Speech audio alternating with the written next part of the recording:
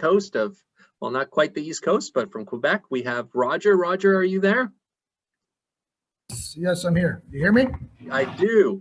Roger is a chartered real estate broker and a legacy facilitator with years of experience in real estate investing in moving complex assets. His expertise is in identifying value in investment properties while providing sellers and investors alike a legacy to leave behind. I mean, that's a repeating message, legacy for family. With 15 years of experience in the industry, he's also a very successful shareholder of Keller Williams Urban and Keller Williams Connection. Welcome, Michael. Roger, sorry. Thanks. It's all good, Roland. Thank you. Thank you for inviting me. Look, I mean, 8 minutes time. I'm gonna try and plow through as much as possible. I mean, this is, you know, for those of you that know, Montreal is obviously the second largest city in Canada. Population here, where you see about 2 million people, that's actually just on the island of Montreal itself, because Greater Montreal is way bigger than that. This is strictly the island. For those that know, Montreal is an island, has a North Shore and a South Shore. So Montreal, despite the pandemic, the pandemic has actually led to increased prices, reduced inventory over the last year.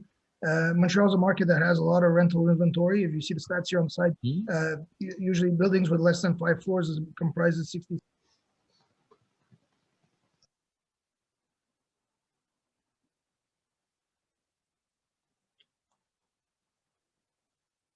He's muted.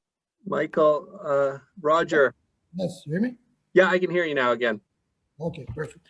So Montreal is a low inventory market right now, but what Montreal is known for is rentals. It's very much in the culture here, and it attracts a lot of foreign students. Montreal is a city that has a lot of universities, University of Montreal, University, McGill University in Concordia, and so on and so forth. And they all have on average about 30,000 students. A lot of them are foreigners.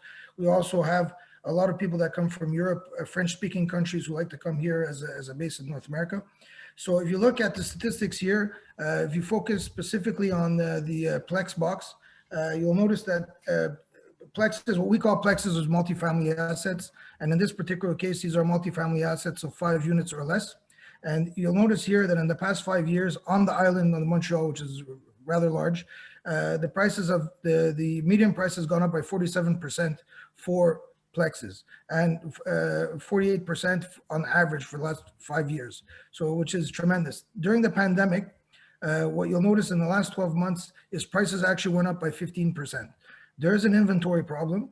There's not enough of it. And in certain areas, there's more than others, but the market is absorbing it because there hasn't been a lot of inventory. And seeing that a lot of the student rentals have, the fact that the universities are closed and a lot of foreigners are not coming in right now, there are certain areas which are university oriented that are at the moment having a higher vacancy, because in the beginning of the year, we had like 1.5% vacancy. And those areas, when that inventory becomes available, it gets absorbed very, very, very quickly. So we'll move on to the next slide. Whoops, yeah. So specifically here, this is Ville Marie. So I explained to you, we were looking at Montreal as an island. There's the Greater Montreal, there's Montreal Island, and then Ville Marie would be what we would consider to be the downtown core. In the downtown core of Montreal, Plexes have actually gone up by 66% average price over the last 5 years and 79% in value over the last 5 years in terms of the average price. So average and median price there. And you'll see here the active listings have gone up by 36%, but it still hasn't affected in any way negatively the market. The sales still went up, and we're looking at a 15% increase over the last 12 months. This is during the pandemic that we've lived. Moving on to the next slide. So I'm going to present, I know we only have 8 minutes, so I had to cram this. It was very difficult to identify which properties to send to showcase to the investors. So the first neighborhood, I figured I'd give you something that's an up and coming. Montreal, if you ask any Montrealer, the areas that have been taking on the most value in terms of gentrification and trying to find multifamily assets in order to optimize, the areas that have taken on the most value are the southwest of Montreal, which is particularly, it's bilingual, but more Anglo. And on the east side, you have a city called Hochelaga. So Hochelaga is one of the oldest cities, oldest boroughs in Montreal. Like it goes back, as you can see, Jacques Cartier arrived there in 1535. So let's move on to the next slide. So this first property here on Aylwin is an 8-unit apartment building. It's already been optimized. So I wasn't sure if the investors in this group were looking for cap rates. Well, this is a cap rate play. This is a building that's been optimized. The picture that you see there of the bathroom is actually the bathroom. This is the work that was been done. So the apartments in this particular building, which is an 8-unit, what we call 4.5, I'm sorry, this is written 4.5. In Quebec, we call a 2-bedroom 4.5, and we call a 1-bedroom a 3.5. So where you see 3.5 and 4.5, that's a 2-bedroom unit and a 1-bedroom unit, because we count the number of rooms. Bedroom, bathroom, kitchen, that's a 3.5. 2 bedrooms, bathroom, kitchen, that's a 4.5, the half being the bathroom. So this building has been completely renovated, asking 1.764. If you move on to the next slide.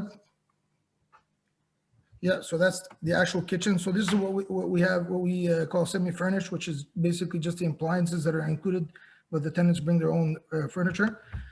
So this building will sell at over a cap rate. What's great about this neighborhood, like a neighborhood like Hochelaga, is that the taxes are very low. So even though you have a lot of opportunities for gentrification and buildings that you can find to optimize, the taxes are very low. So your operating expenses are always very low. I mean, even if I use a 28% operating expense ratio, which is actually higher than the actual performance of this building, if you wanted to standardize your expenses, do a little bit of a CMAC play. Right now on a conventional loan, you could get a mortgage at 1.6% for this property, and you could probably get it on 30 years. And this is like a prime 5 cap plus play, and it's in a neighborhood that's up and coming. And the thing is that if you like this asset, that whole neighborhood is nothing but apartment buildings. Move on to the next one. This is Quartier Latin. So this play is a little bit different than the other plays. You're at 6 minutes, Roger. Oh, okay, I got to boot through this. Okay, Quartier Latin is where the tourists like to go, the universities. This property actually is in front of the University of Quebec in Montreal. If you move next slide. So this is where all the bars, the restaurants, a lot of the action of downtown happens to be, okay? And you'll see here, this property, 329 Ontario, is a 4-unit building and a house. It actually includes a house in the back, which is very rare in downtown. So this building was operated, as you can see, we're asking 2.59 million, but it's currently leased at 162,000 gross and 130 net to a short-term operator, which means you could do Airbnb there legally. It's licensed, and in that area, it's very hot to rent to student rentals, as well as doing something like Airbnb in the summer times when it's busier. Obviously, this year is a COVID year. This type of product would never come in the market if it wasn't for a COVID year, and it's on. I'm putting this on the market. It hasn't come out on the market yet. Move on to the next slide. So here you got a little bit of a glimpse of what property taxes here are 23,000, which are 3 times as much as the last property, but it's also declared as an operation, short-term rental operation. Right now, there is one tenant paying 162,000, which is an operator. If you were to rent these on a long-term leases, you'd probably get about the same thing, because these are 3-bedroom, 2-bathroom units. We'll move on to the next property, which is in another area called the Gay Village. The Gay Village is great because there's a lot of disposable income there. This property is awesome because it's a big 3-unit building with outdoor space in each one of the units. So rooftop terraces, there's also three parking spots. In Montreal, parking is an asset. I mean, you can rent these for $250 to $300 each a month. And you can do short-term rentals with this building as well, because this is an asset that's fully furnished. This building is prime. I'm telling you, it's completely rebuilt in 2018. You have nothing to do. It's turnkey. You buy it. And if you want to operate it short-term, you could do it. If you want to operate it long-term, it's already, currently there are 3 rents that are long-term tenants. If you wish to get out of that and do something a little bit more short-term, then you may do that as well. So this building gives you a little bit of flexibility. I didn't know the profile of the investors that we deal with. I showed you some optimized things. Maybe next time around when I come, I could give you guys an idea of some other assets that if you wanted to optimize yourself or do. But these are great investments in terms of cap plays. Thank you very much. If you guys want to reach out to me, get more access to some of these informations, I have other product I could send you. Please reach out to the email that's on the screen. Thank you, sir. Thank you, Roger. It was wonderful. It's a lot. Three properties in 8 minutes is very short. You nailed it. You did it. Great job. I wasn't sure.